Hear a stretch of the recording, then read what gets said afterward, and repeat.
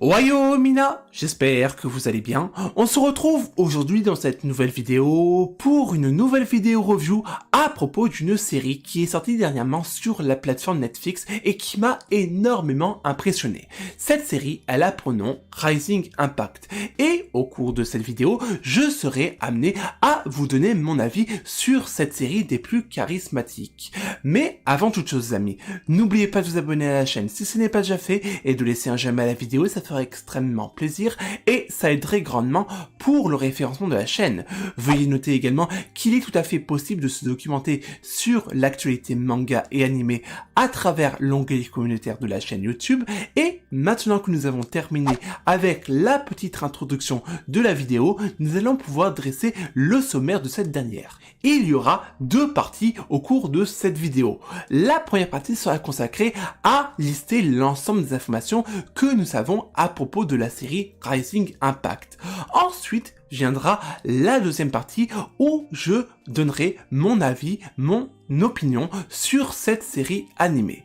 Et bien écoutez, maintenant que le sommaire de notre vidéo est à présent achevé, je vais me permettre de glisser une petite parenthèse avant de rentrer dans le vif du sujet, à savoir que dans cette vidéo, il n'y aura d'aucune façon du spoil de quelque ordre que ce soit en liaison avec la série, donc pas d'inquiétude à ce sujet. Et bien écoutez, maintenant que l'ensemble de l'introduction est à présent achevé, nous allons pouvoir commencer avec la première partie de notre vidéo. À tout de suite.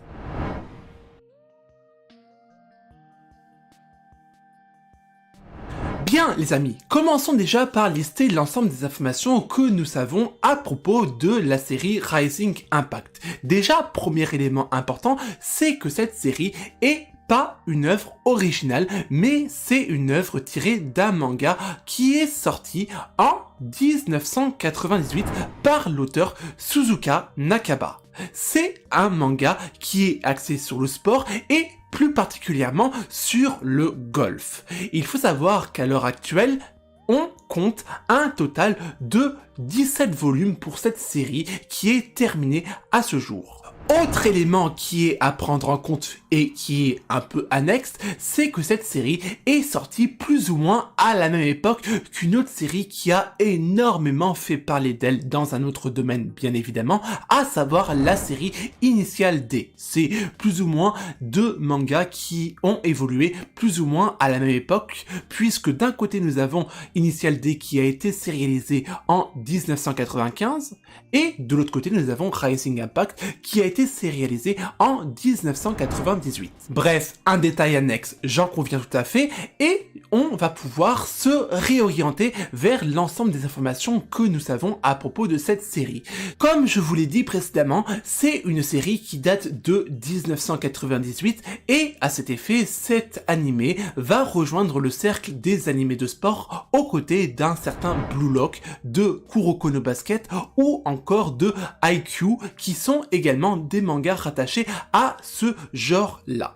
Voilà ce qui conclut l'ensemble des informations que nous savons à propos du manga. Mais qu'en est-il pour ce qui est de l'animé?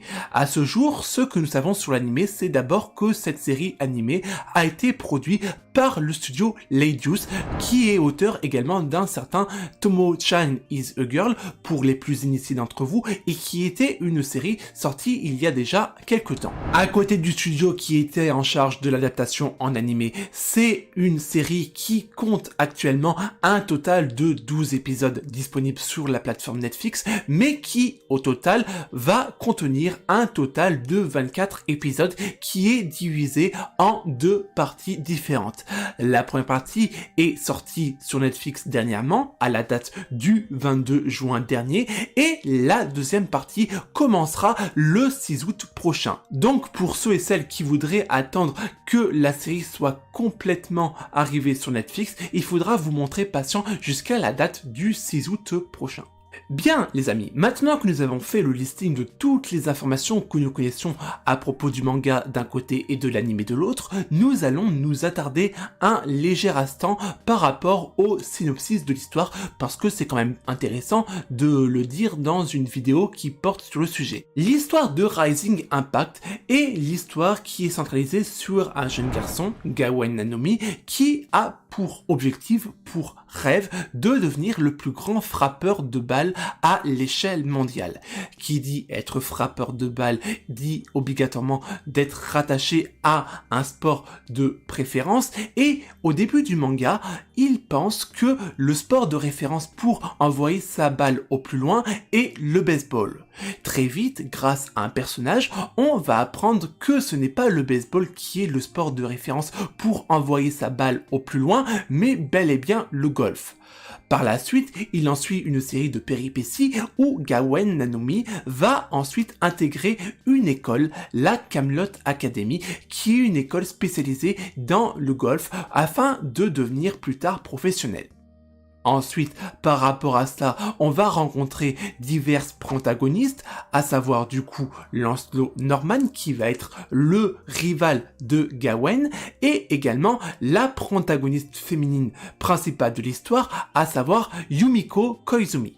À ce moment du synopsis, on a à présent les fondements même de l'histoire de Rising Impact, mais quel est l'objectif final de la série? C'est de participer à la Coupe Camelot, qui est une compétition entre les différentes écoles de la Camelot Academy. Il faut savoir qu'à travers le monde, il y a 3 écoles de la Camelot Academy.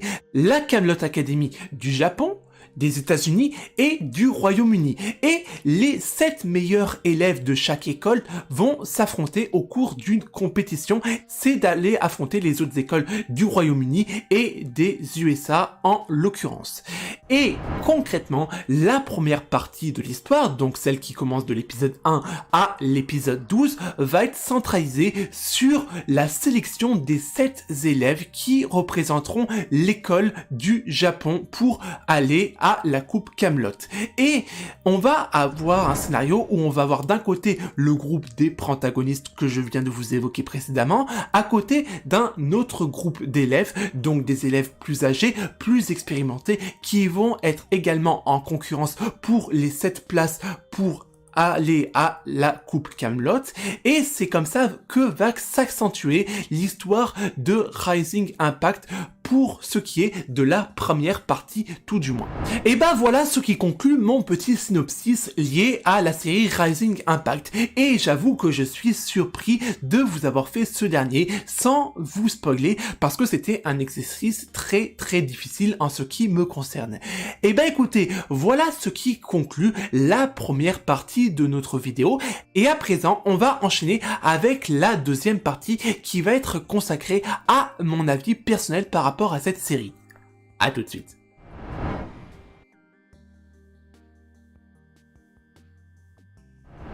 Bien les amis, maintenant je vais vous parler de mon avis, de mon expérience liée à l'anime Rising Impact. Ce qu'il faut savoir déjà à la base des bases, c'est que l'anime Rising Impact n'était pas pour ainsi dire un anime qui me donnait envie plus que ça. Pourquoi? Eh bah déjà c'est par rapport à la thématique de base. Faut dire les choses telles quelles, en matière de sport, moi je suis très traditionnel et moi je suis plus axé sur le foot et le basket. Or là, la thématique de base, c'était le golf. Donc, à la base, je me suis dit, du golf, ok, pourquoi pas, ok, mais j'y suis allé vraiment très sceptique avec beaucoup de réserves. Ça, c'était la première chose. Et ce qui n'arrangeait rien par rapport à mon opinion de base sur cet animé, c'était par rapport au character design du personnage principal de Gawen Nanomi. Faut dire les choses telles quelles. Moi, quand j'aborde une série, il faut qu'il y ait 2 choses qui me hype. Déjà, la thématique de base et deuxièmement, les personnages principaux qui me hype également. Il en faut au moins un. Or, là, à la base, il n'y avait aucun de ces 2 critères qui étaient avalisés. Voilà, donc déjà, j'étais vraiment très sceptique quant à mon avis par rapport à cet animé. Quelle erreur! Quelle erreur! Parce que j'ai regardé l'épisode 1. Et j'ai été stupéfait, impressionné, halluciné. Parce que, encore une fois, il ne faut pas tirer des conclusions hâtives sur tel ou tel sujet. Et l'exemple de Rising Impact est l'exemple par A plus B en ce qui me concerne. Parce que, certes, au prime abord, l'animé ne m'intéressait pas plus que ça sur tous les aspects que je vous ai évoqués précédemment. Mais dès lors que j'ai entamé les 10 premières minutes de la série, j'ai été tout de suite conquis. Déjà par rapport au personnage de Gawain, parce que il faut dire les choses telles quelles, c'est que Gawain est un personnage qui est l'incarnation de la positivité. Il est tout le temps, si ce n'est pas dire totalement positif, c'est l'un des personnages les plus positifs qui soit. Dans cette dynamique-là, il me fait un peu penser au personnage de Dante Koryu de l'anime Beyblade Burst Rise et également Shisato de Licorice Recall, qui sont tous deux des personnages relativement focalisés sur l'aspect positif de la vie. C'est la même dynamique avec Gawain, et je la retrouve parfaitement dans ce personnage. Et à la base, rappelez-vous que le personnage de Gawain ne m'intéressait pas plus que ça. Et donc, pour que je change d'avis au bout de 10 minutes du premier épisode, faut que ça soit vraiment très percutant. Et ça l'est, croyez-moi, parce que le personnage de Gawain, c'est quelque chose. Il dégage une aura indescriptible, si ce n'est que moi, il m'a tout de suite conquis, et c'est la preuve que je me suis fait une fausse idée dès le départ sur le personnage de Gawain Nanomi. À cela s'ajoute la thématique, le golf. Alors là, le golf. Moi, faut dire les choses telles quelles, j'ai déjà une micro expérience de golf sur les mini parcours. Vous savez, des parcours quand on jouait, quand on était gosse, etc. Avec l'espèce de gazon synthétique là, les trucs qu'on a en vacances. J'ai déjà fait du golf à cette échelle-là. Mais là, avec cet animé, je me suis épris d'admiration pour ce sport, à un tel point que je me suis dit, pourquoi est-ce que je me tenterais pas de faire 2 ou 3 sessions de golf dans la vie réelle, voilà. Et c'est vrai que si ça a pour but de motiver les gens et d'inciter les gens à jouer au golf, en ce qui concerne l'animé, là, c'est pari gagné. Moi, je vous le dis, c'est pari gagné. Et à côté de cela, il y a le panel global des personnages. Il faut dire les choses telles quelles, c'est que Rising Impact possède un panel de personnages qui est le plus homogène, positivement parlant, qui soit. Habituellement, dans des animés que je rencontre, je pense naturellement dernièrement à Jujutsu Kaisen, que j'ai découvert très récemment, il y a des personnages que j'adore et d'autres personnages que je déteste. #Maito. Mais dans l'anime Rising Impact, il y a l'ensemble des personnages que j'apprécie, que ce soit les protagonistes ou les pseudo-antagonistes. Tous, sans exception, j'aime les personnages et ça, c'est excessivement rare en ce qui me concerne. Et ça, c'est un excellent point positif lié à l'anime en ce qui me concerne. Tiens, maintenant que je suis en train de parler des personnages, il y a quelque chose que j'aimerais clarifier, c'est qu'il y a quelques minutes, je vous disais que Gawain et les divers protagonistes allaient affronter des pseudo-antagonistes de l'histoire. Je disais ça dans le cadre de la première partie de la série, mais concrètement, s'il devait y avoir des vrais antagonistes liés à l'histoire de Rising Impact, ça serait les concurrents liés aux écoles des États-Unis et du Royaume-Uni que les élèves du Japon devront affronter au cours de la Coupe Camelot. Mais ça, je pense que vous l'avez compris naturellement. Mais je voulais quand même le notifier maintenant que j'y pense. Là, jusqu'à présent, on a parlé de tout ce qui est lié au panel des personnages, mais il y a autre chose, deux autres choses qui m'ont énormément énormément surpris en liaison avec la série Rising Impact. La première, c'est, comme je vous l'ai dit précédemment, l'absence des scans liés au manga. Il y avait absolument rien. J'avais beau chercher à droite, à gauche, il y avait absolument rien. Dites-vous qu'à l'issue du premier épisode, j'étais curieux de savoir ce qu'il allait se passer dans l'histoire. Voilà, donc moi, en règle générale, quand c'est comme ça, je fais mes petites recherches pour voir où est-ce que je peux voir l'histoire dans sa globalité. Parce que c'était notifié sur les différents sites comme série terminée, avec les 17 volumes déjà prépubliés, et je me suis dit, si effectivement la série adapte une partie de l'histoire, disons du 1er au 4e tome, moi naturellement j'aurais voulu savoir ce qui se passe au cours du 5e au 17e tome. Ça pour moi c'était quelque chose d'évident. Mais rien du tout. Il y avait absolument rien lié à la série Rising Impact. Le désert de Gobi. C'est littéralement ça. Et à côté de ça, il y a quelque chose que je n'ai jamais vu dans les animés et que j'ai vu dans Rising Impact, c'est qu'il y a habituellement trois choses qui sont immuables dans les séries animées. Déjà, une série animée qui fait 12 à 24 épisodes, une série animée qui possède un opening et qui possède un ending, et là, il faut savoir les amis, c'est que Rising Impact est le seul animé à ma connaissance qui ne possède pas d'opening. Voilà, ça m'a tué, je me suis dit, ah ouais, bon, d'accord, pourquoi pas, je dis rien moi, mais j'ai été surpris, j'étais à la fin du premier épisode, habituellement, à la fin du premier épisode de chaque série, on a l'arrivée en ending de l'opening, voilà. Et là, rien.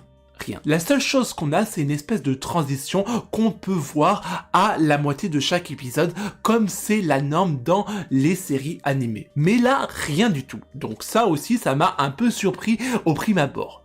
Donc j'espère que pour la deuxième partie de l'animé, donc celle qui regroupera les épisodes 13 à l'épisode 24, il y aura quand même un opening, parce que quand même...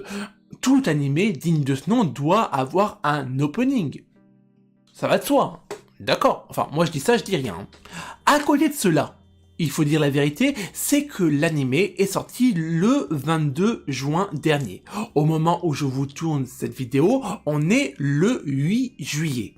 Dites-vous que j'ai déjà réussi à me faire 2 fois la série animée. C'est simple, je les ai fait 2 fois en boucle, voilà. Donc, je me dis que j'ai vraiment hâte d'être le 6 août prochain, date à laquelle arrivera la deuxième partie de la série animée. Parce qu'il faut quand même pas oublier une chose les amis, c'est qu'il y a 2 parties. C'est une série animée qui est divisée en 2. En 2 cours, voilà, vous connaissez un peu les bails.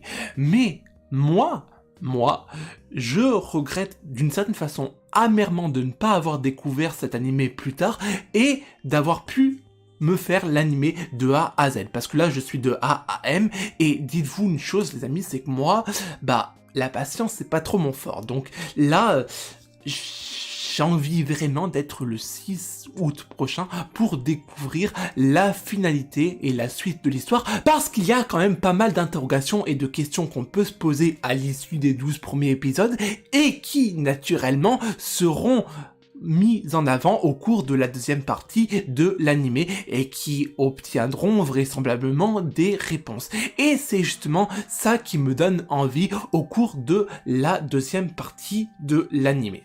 Donc, malheureusement, il faudra que je me montre personnellement patient jusqu'à la date du 6 août prochain, date à laquelle arrivera la deuxième partie de l'animé. Quoi qu'il en soit, les amis, si je devais vous recommander un animé à regarder en priorité sur la plateforme Netflix, ça serait l'animé Rising Impact. Reste à savoir si de votre côté vous serez assez patient pour attendre la date du 6 août pour regarder la série d'une traite sans vous faire de pause comme ce à quoi je suis restreint à l'heure actuelle.